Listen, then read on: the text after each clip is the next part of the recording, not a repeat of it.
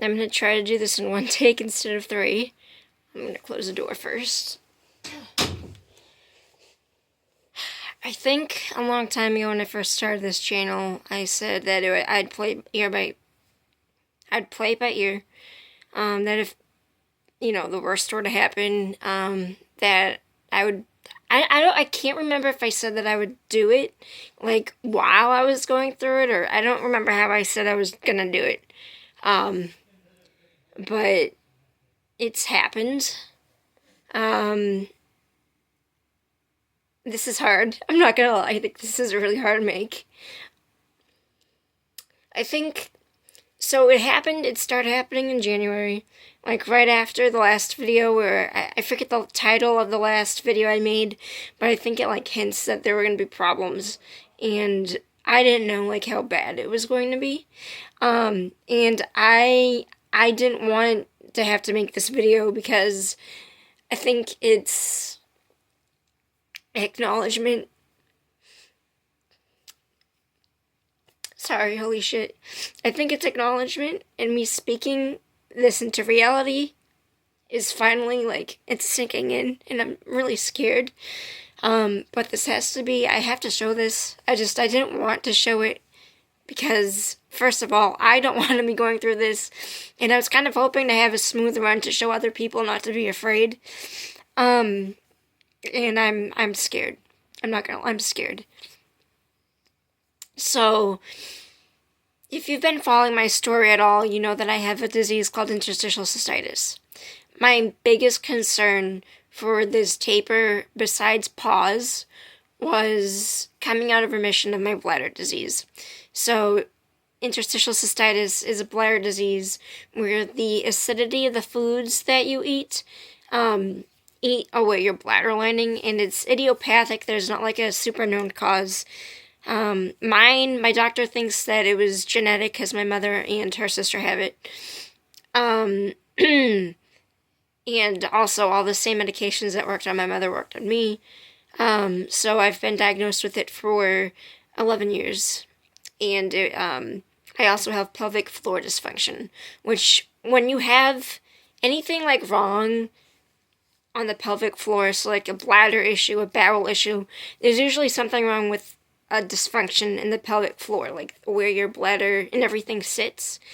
Like it could be too tight, it could be hypertonic, like the muscles are squeezing you in, like all of it combined leads to different things, and for me it was interstitial cystitis. I also have ulcerative colitis. But the main thing I was afraid of was my interstitial cystitis coming out of remission.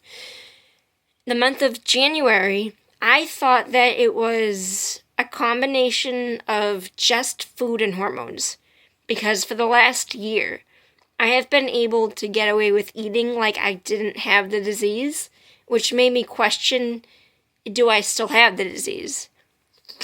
So in January, I could kind of feel the effects, like after I would eat a meal that I wasn't really supposed to eat, I would start to feel discomfort. And about my mid-cycle, so like ovulation in January, my hormones kicked in, and it triggered my bladder disease. And or that's at least what I thought had happened. And it was absolute hell. I had to go to the emergency room. It was bad.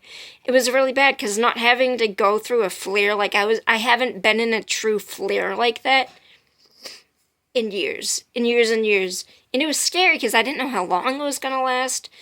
So I started, like that day, I started restricting my diet, and I still am doing the same thing. I haven't had one single singletary flare, what do you call it? A trigger food. I haven't had a singletary flare trigger food in like over a month. I've been eating clean, I've been eating organic, I've been eating everything that you're supposed to when you have a flare, and it got better. Like the first 3 days, it got better, and I could still feel the irritation, but it got better. And then it got a lot better, to the point where February hits, and I'm like, okay, I think I'm out of the clear. I think I'm in the clear. I think that it was hormones and food. And then 2 weeks later, I get my period, and I feel slight irritation again. I was like, well, this is probably just a fluke. Like, it's my period, my hormones are fritzing, and whatever else is happening, and it's a leftover fluke. It's fine. And then the next day, it was gone. 3 weeks later, which was like a week ago, I went right back into it. The first thing that I noticed was, so this started about 2 to 3 weeks ago. I had a very difficult time urinating. Like, it's called urinary retention, when you try to go pee and you can't. It was really fucking bad. It got better after like 5 days, and then it reverted right back to it. And it was so fucking painful because I started panicking, and I also have a little bit of OCD, and it's not been as bad that I mentioned in my past videos, but it's still pretty bad. So instead of me resting and being like, okay, I have to acknowledge that my everything is tight right now, my bladder, my pelvic muscles are extremely tight, and to not overdo it. Don't keep going to the bathroom, don't keep checking. But I'd be in there checking every 10 minutes because I didn't want it to happen, and I wanted to feel better, and I made it worse. And that made it worse. And I ended up in the hospital again. They told me I had a UTI because my lab work looked fucked up. It looked fucked up. And I saw my urologist on Thursday. And the first thing that I did was I told her what my theory was. I said, I think it's a combination of hormones, the food I was eating, and I think it's my taper. And she said yes to all three of those. She said, you're spot on, plus stress. You're stressed the fuck out. Even if you don't acknowledge it right now, you're stressed out. And I am. I'm holding stress in my body. And I wasn't acknowledging it, but I can feel it in my body. So I'm really... Well, I want to say that I'm blessed to have a good urologist because my last one was shit, but really what the case is that I put a strong boundary down when my last urologist literally medically gaslit me by telling me that I should not have enough pain with my disease to be going to the emergency room for it. And, like, people with my bladder disease, it's equated to bladder cancer pain, and many people kill themselves. So, sorry, I can't say that on YouTube, can I? I'm so small on this channel, nobody watches me, I don't care, I don't think it's gonna matter. But people literally, they unalive themselves for how bad it is. So I'm like, I'm glad that your 1 hour lecture that you took on my condition outdoes my 11 years living it. That's great, fuck you, I'm out. And then I found a new one, and she's amazing. Literally, one appointment with her outshined everything, every single appointment that I had with this other doctor. When I told her what was happening, I was like, hey, I'm tapering. And she was like, oh my God, like, how slowly are you tapering? And I'm like, I'm doing it really well. And she's like, okay, I still think that because you are depleting the source that you've been dependent on for the last 8 years, that you need to replace it with something, and not all the time, just when you're going through a flare. So she put me on vaginal Valium, which you insert it. It's a suppository. You insert it, and it's Valium, so it is a benzo, but she explained in a way where it's not absorbed the same way as if you would be swallowing Valium, the pill. The way that it's absorbed through the mucous membrane, it's not the same. It's minimal absorption. So I ordered that. It's not covered by my insurance. It was 15 pills was $90 plus shipping was $100. Which that's gonna fucking destroy me. So, I hope that I don't need it that much. She also set me up with a physical therapist, and I have an appointment for them in like 3 weeks. Hopefully the combination of that will, put me on the right path. But I have made the choice, as for right now, I'm gonna halt the taper, and I'm not gonna stop the taper. I'm gonna delay it. I'm gonna hold this. I was too busy crying to inform you of how much I've cut. I've made it past the halfway mark. Holy shit. that was a big, big milestone for me. That was really big. I'm getting emotional because, like, I don't know, it's scary. This whole thing is scary, but holy shit, like, if I had told myself, like, a year ago, 2 years ago, that I'd be doing this and, like, still, like, going through it and pushing through it, even, like, I'm proud of myself. I am. So, halfway was 0.5. I'm on 0.45. I should be cutting down tonight to 0.4, and I'm not going to.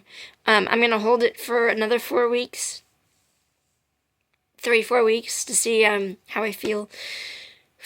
It's not great right now. I don't think it's gonna be forever, but it's right now, and it sucks that it's right now. So I can't remember if I mentioned what my goals were at the beginning of this. I took a year off because I was in college pursuing my bachelor's in graphic design, and I actually just graduated in May with an associate's.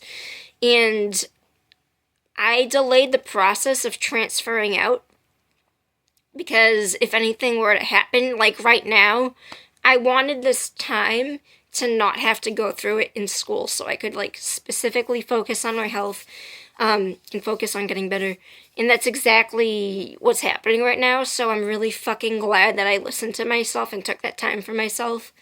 And if I have to take extra time, then so be it. But I did just send in my application. The deadline was March 1st for the first college of my only college of my choice. I've got my heart set on this place. I should be able to get in. I have a 4.0, so I'll be really upset if I don't. But I should be set. But yeah, my plan was to go to school in Boston in the fall. That might be in jeopardy now, who knows, but that is my goal. And I'm in pain right now because I just cried, and literally, as soon as, like, my body starts stressing out, like, I hold physical tension in the pelvic floor, oh my god, it feels like a UTI. So I'm gonna go take care of that, and do some stretches, and a shower. But I just want to touch base. Sorry for crying. I'm just emotional. I hate. It's not that, like, I'm not doing bad right now. I'm doing good. I just had my period, so I'm, like, past that hump. I've got, like, another week to 2 weeks before I start feeling not good anymore. I'm overwhelmed because I didn't want to have to speak it into existence. It's almost like if I were to speak it, and I don't know. I didn't want to acknowledge reality, but I have to. So. Please, if you're watching this, my journey is my specific journey. You probably don't have the same condition that I have, and even if you do, your body is not the same as mine. So don't look at this and be like, oh my god. So the most likely thing, I think, that I'm very solid in now is that going through withdrawal flares up things that are pre-existing conditions. And it doesn't always do it, it's not always like a straight line. So, like, the first 2 months I had super bad diarrhea every 2 weeks on the dot, and then it went away. And it's been gone for like 4 months, but I think it's something that, like, it seems something here happens and then it goes away. Something here happens and then it goes away. It's sporadic. It's no linear line, but they have all been pre-existing conditions. So, if you have anxiety, which I don't, I was on it for other reasons. That will probably be something that happens for you. I'm not a doctor. I'm just giving my own experience, but I'm trying to, like, I'm having pain issues for something that you are probably not going to have unless you have this condition. And even then, it's probably not the same. So don't let me freak you out. I'm just in my feelings. And I look like shit, so bye. I'm out. I'm going to go take a shower. See ya.